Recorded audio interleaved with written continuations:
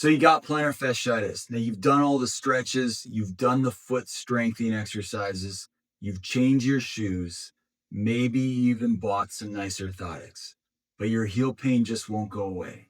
What if something completely different is causing your pain and you're treating the wrong problem? Hi, I'm Dr. Saller. I'm a board certified orthopedic foot and ankle surgeon. And today I'm going to talk about 5 conditions that mimic plantar fasciitis, but need to be treated with a different approach. Now, heel pain is one of the most common foot problems that I see in clinic.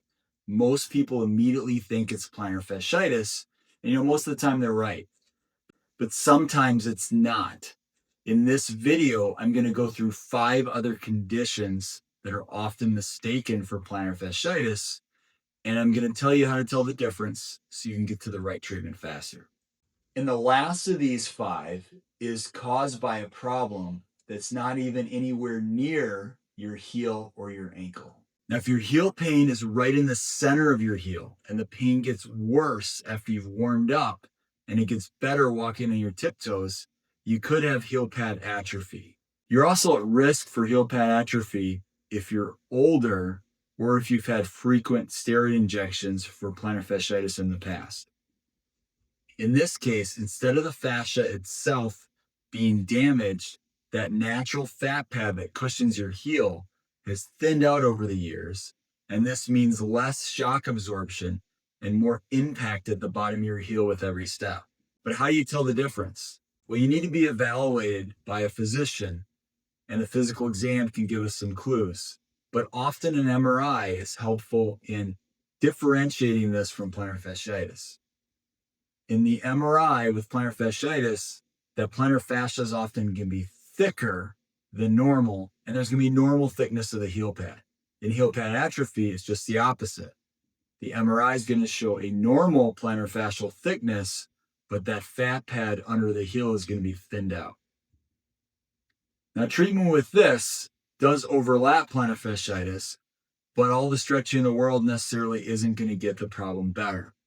Here, it's more about protection. You want shoes with shock-absorbing insoles, maybe even consideration for a gel cup, and then you want a shoe that supports around the heel to cup that heel so the little bit of fat pad that you have there is actually working. Now, strengthening of the intrinsic muscles of the foot and manual massage over the heel can still help, and this will help with either heel pad atrophy or plantar fasciitis.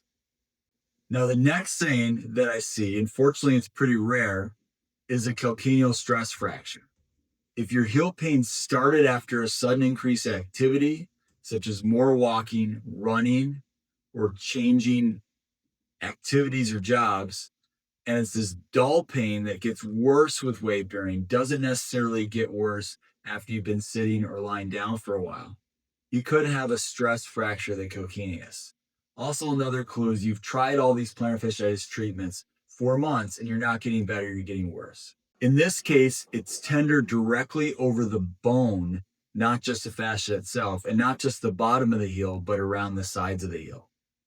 The heel also usually has much more swelling than we generally see with plantar fasciitis. If you suspect this, don't ignore it.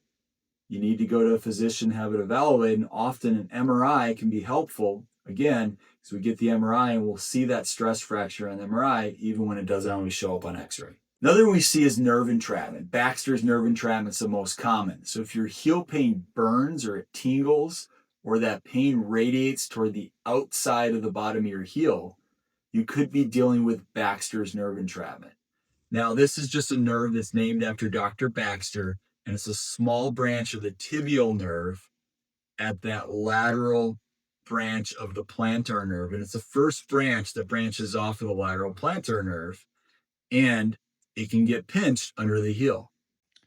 So I've drawn the branches of the tibial nerve on my foot. This is the tibial nerve behind the medial malleolus of the inside of the ankle. And this is the calcaneal branch. This is the lateral plantar nerve and the medial plantar nerve.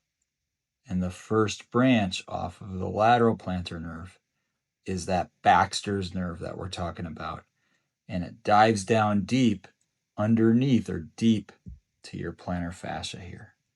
That's where it can get pinched and compressed and cause pain. Now, this is tough because it can coexist with plantar fasciitis, so it's easy to miss even by doctors. Stretching and orthotics won't always help.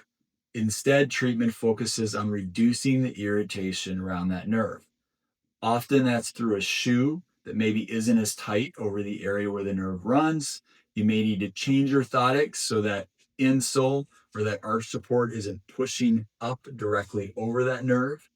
Sometimes injections can help. And in some cases, really the only option that can help is surgical decompression of this nerve. Now, next is posterior tibial tendinopathy. This I often see in somebody who has pain at the bottom of their foot, but the pain is a little more on the inside of the foot and kind of runs down the ankle to the inside and bottom of their foot. This is often in somebody who's flat-footed, and they may have noticed that on the side that's painful, their arches collapse even further. Posterior tibial tendon dysfunction is common, especially as you get older, and it's treated a little differently in plantar fasciitis. Foot strengthening exercises are still super important, but you need to focus more on correcting the overall biomechanics, which means strengthening at the level of the knee and the hip as well. Is sometimes getting supportive orthotics to support that arch, taking pressure off of that posterior tibial tendon to allow it to work better. Now, last, you could have a problem that's not in your heel or around your foot at all. So sometimes you can have an impingement of a nerve in the lumbar spine, usually at the lowest level at S1, and this nerve is getting pinched at the level of your back, and it presents with pain and burning at the bottom of the foot at the heel without any other associated pain. Now, if your pain is associated with back pain, or you have equal pain on both sides, or you occasionally get some numbness and tingling at the bottom of the heel, or some pain down the back of the calf, you could be dealing with S1 nerve root impingement or radiculopathy. And this is treated completely different, focusing on treatment around your back and your hip. So I hope this helped give you some insight into some things that aren't plantar fasciitis. If you've got value from this video, please like the video, subscribe to the channel for more information like this. Thanks for your time.